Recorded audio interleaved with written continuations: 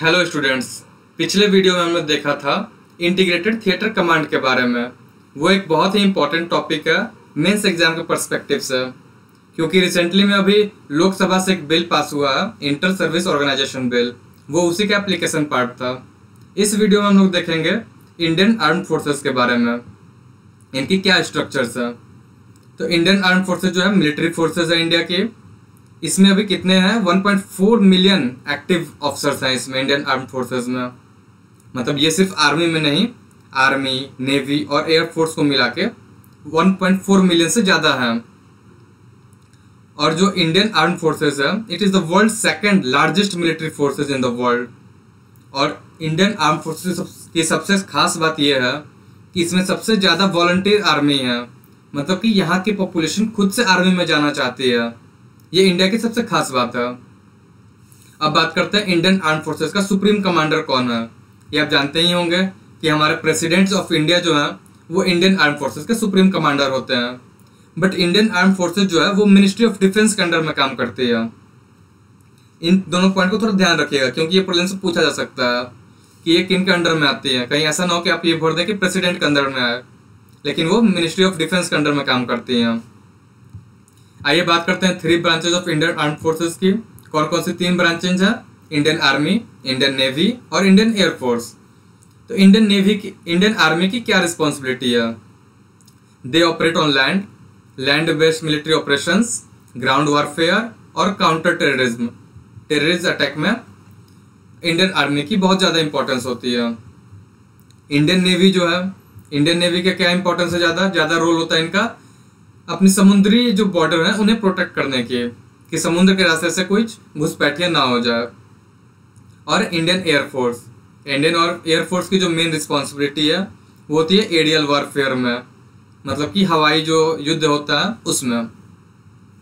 जो ये तीनों ब्रांचेस हैं उनकी अलग अलग अपनी कमांड्स हैं। देखिए, each branches of Indian armed forces consist of various command. तो बात करते हैं कि इंडियन आर्मी की कौन कौन सी कमांड है। ठीक है, इंडियन आर्मी की जो है 7 कमांड्स है। अच्छा, इंडियन आर्मी की भी 7 कमांड है और इंडियन एयर फोर्स की भी 7 कमांड्स है। इंडियन नेवी की सिर्फ 3 ही है। ठीक है, तो इंडियन आर्मी की जो 7 कमांड्स है उसमें 6 ऑपरेशनल कमांड्स है और एक ट्रेनिंग कमांड है। अब ये जो 7 कमांड्स है, कौन कौन से कमांड्स है? Western command, eastern command, northern, southern, ये 4 हो गए।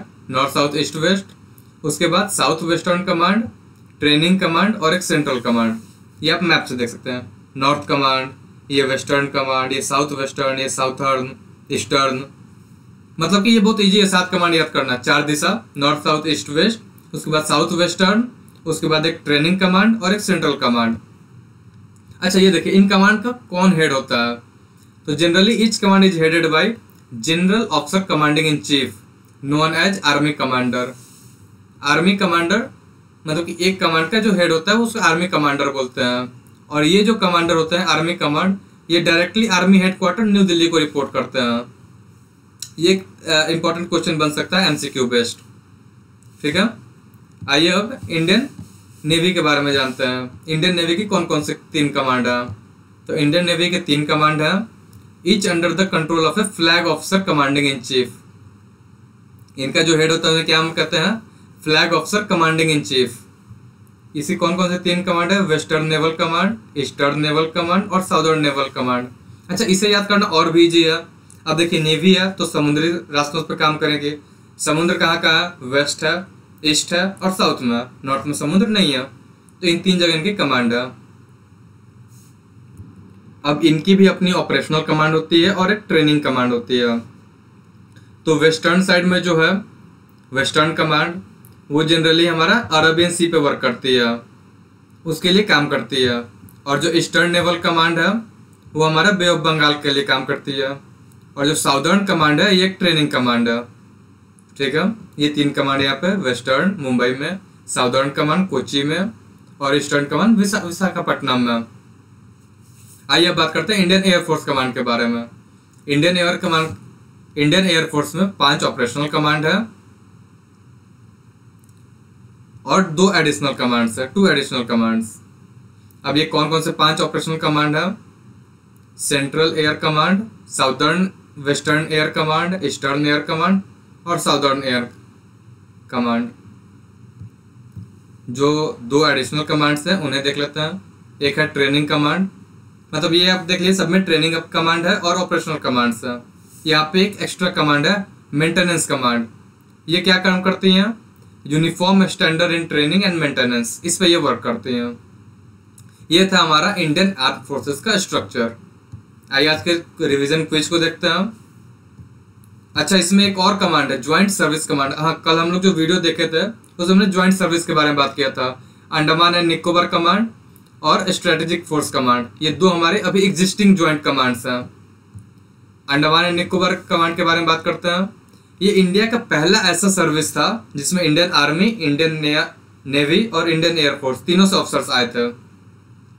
इट वॉज क्रिएटेड इन 2001, 2001 में बना था। क्यों? स्ट्रेट ऑफ मलाक्का और साउथ ईस्ट एशिया, इनके मतलब इनके रक्षा के लिए बना था। साउथ ईस्ट एशिया आप कह सकते हैं बेसिकली, मतलब कि अपना साउथ साइड और इंडियन ओशियन, इन दोनों के लिए। अब ये देखिए स्ट्रेटेजिक फोर्स कमांड, इसका बेसिकली क्या काम होता है? न्यूक्लियर वेपन्स के लिए इनका स्टॉक हो, न्यूक्लियर वार में इनका ज़्यादा काम आता है। Responsible for the management and administration of the countries tactical strategic nuclear weapon stock pile. Stock pile मतलब कि वेपन्स हमारे स्टॉक में रहे हैं, मतलब उन्हें इकट्ठा करना, एक्यूमुलेट करना। अब बात करते हैं आज के रिवीजन क्यूज के। विच command of Indian arm forces have personal from all the three forces, मतलब कौन सा आर्म फोर्सेस है हमारा जहाँ पे तीनों फोर्सेस से ऑफिसर्स आते हैं? Central command, nuclear command, strategic force command या अंडमान एंड निकोबार कमांड? आप ये कमेंट करके बताएं। अब देख लेते हैं आज के स्टैटिक क्विज क्या। इसमें हमारा क्वेश्चन है, a bill cannot become an act of parliament unless and until. अगर कोई बिल हमारा लोकसभा में आता है तो पार्लियामेंट का एक्ट कब नहीं बन सकता, कब तक नहीं बनता? अगर ये लोकसभा से पास हो जाए, राज्यसभा से पास हो जाए, लोकसभा और राज्यसभा दोनों से पास हो जाए, ये आप कमेंट में करके बताएंगे हमें। मिलते हैं कल शाम 7 बजे फिर से नए टॉपिक के साथ। तब तक के लिए बाय बाय।